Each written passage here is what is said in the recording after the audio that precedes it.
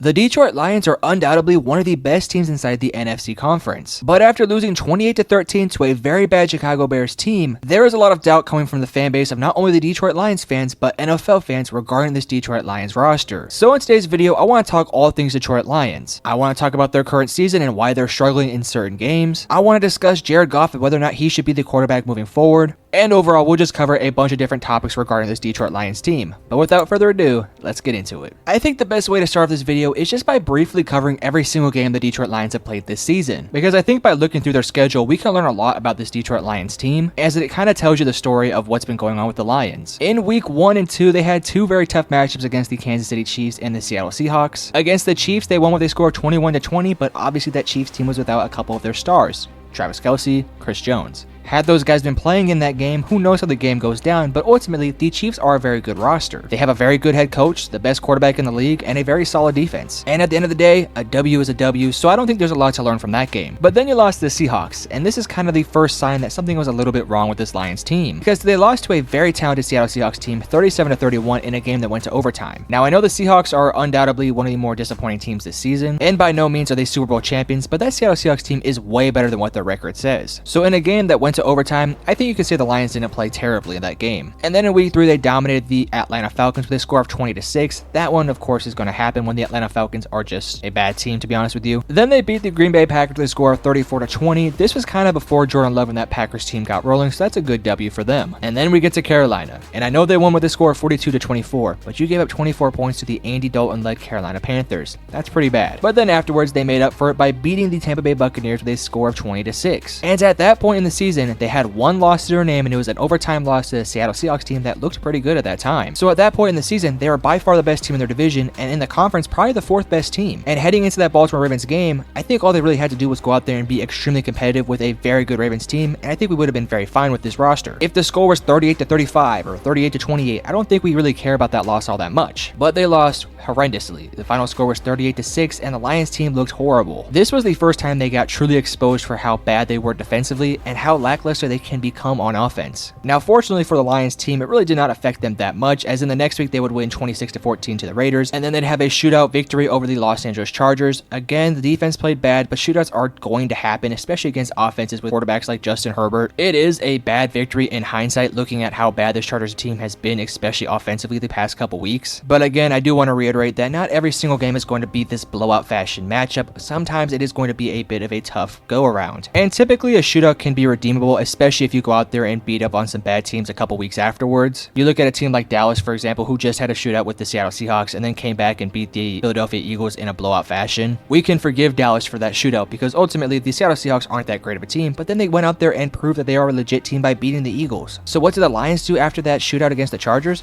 They had a come-from-behind victory against a very bad Chicago Bears team, a game that they definitely should have lost as they were down double digits heading into the 4th quarter, but give credit to them, they did come back and win that one. Then they got embarrassed on national TV on Thanksgiving by the Green Bay Packers. They lost that game 29-22 in a game that the final score doesn't really tell you how badly they got dominated. Then the Saints game happened, and listen, the Saints are a horrendously bad offensive team, but you gave up 28 points and had to score 33 points to win that game. Not a good victory. And then we finally get up to our most recent week, where they lost with a score of 28-13 to the Chicago Bears. It was a game that honestly, in that second half, felt like it completely went away from the Detroit Lions. At halftime, the Lions were up 13-10, and it looked like at this point in the game, they were going to start putting it on the Chicago Bears and win this game pretty handily. And then Jared Goff sucked the rest of the half, and Justin Fields started to look pretty decent. And that tells you a lot. The Chicago Bears scored 28 points on this horrendous defense. And that is point A of why the Detroit Lions are struggling. Their defense is not as good as we once thought they were. Whether it's due to some injuries into guys like Emmanuel Mosley, CJ Gardner-Johnson, James Houston, that could definitely be a reason why this defense has taken that step back. But my counter to that would be every team is going through injuries. Every team is not 100% healthy. In fact, most teams are missing a couple starters at this point in the season. And my other argument would be you let other teams early on in the season put up some numbers on you even with those guys healthy. The Seattle Seahawks scored 37. The Carolina Panthers dropped 24 on you. A lot of teams were able to put points and move the ball on you pretty effectively. So while your defense has looked good at times, especially against some pretty bad offenses like the Atlanta Falcons, the Tampa Bay Buccaneers, and the Kansas City Chiefs without Travis Kelce, it has definitely gotten exposed to be one of the worst units in the NFL. And of course, when the eye test tells you something, typically the stats will back that up. Defensively speaking, they gave up 24.2 points per game game, which is the 25th highest in the NFL. They give up 2.8 touchdowns per game, which is the 27th highest in the NFL. The only positive stat that I can really give this team is they only give up 323.5 yards per game,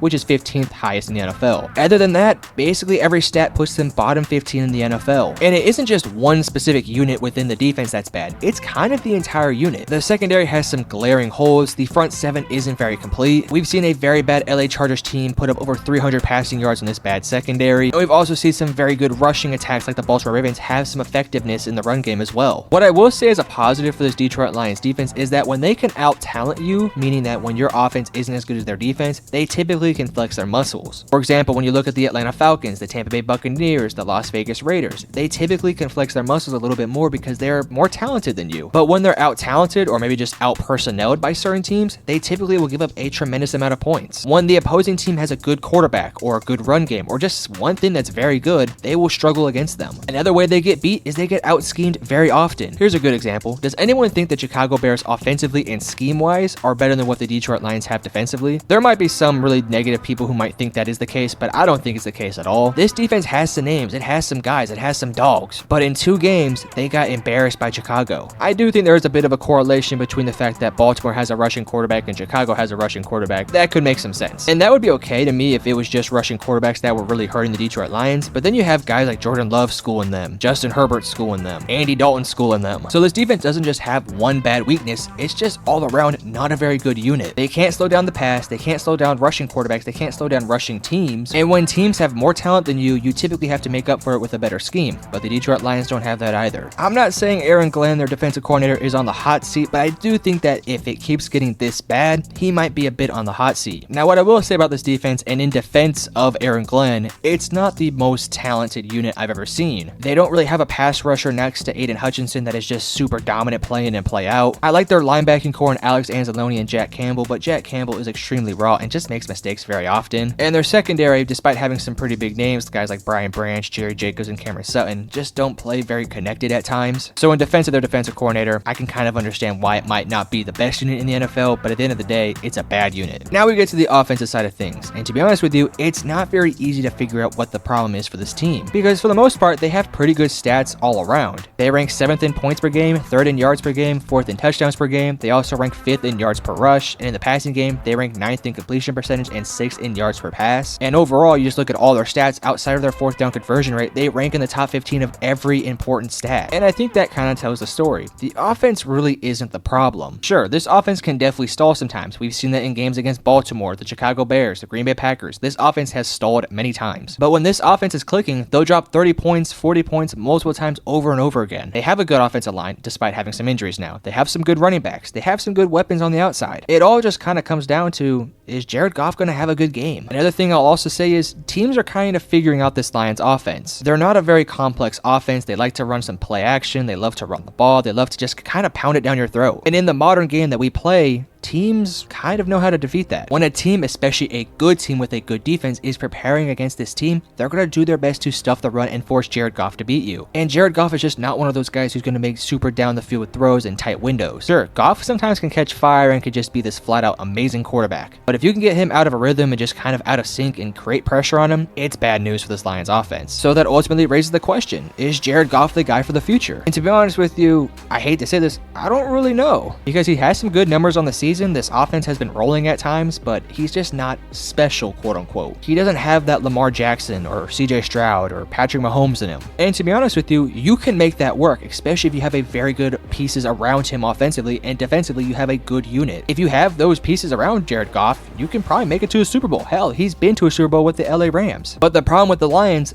they don't have the personnel defensively to match up with what this offense is doing. And what really sucks for this offense is that when they're not clicking, this defense is not doing anything to help this team win games. When Jared Goff, Amon-Ra St. Brown, Jahmyr Gibbs, all these guys on offense aren't having their best games, they're not probably going to win that game. And what really sucks for this Lions team is they really haven't had a bunch of tough tests this season. Their toughest test this season was the Kansas City Chiefs, which they beat by 1 point without 2 of their superstars. They got smoked by the Ravens, the Seattle Seahawks team, which they lost to, and then the Jordan Love recent game on Thanksgiving, where they also also lost. So in their 4 games against decent rosters, and for some of them really good rosters, they've only won 1, and that was without Travis Kelce or Chris Jones. So this is not a very seasoned team. They haven't really went out there and played a bunch of good teams and have been battle tested. And for a young team that's trying to develop into becoming a very good team, having those battle test moments is really critical. And I don't want to sit here and like diminish everything that this team has done. They're 9-4 for a reason. They're still a good team, and we're going to get to that here in a second. But it's just very unfortunate they haven't really had the teams to go up against to really kind of hold their expectations down a little bit. Because I think the really big issue this Detroit Lions team is facing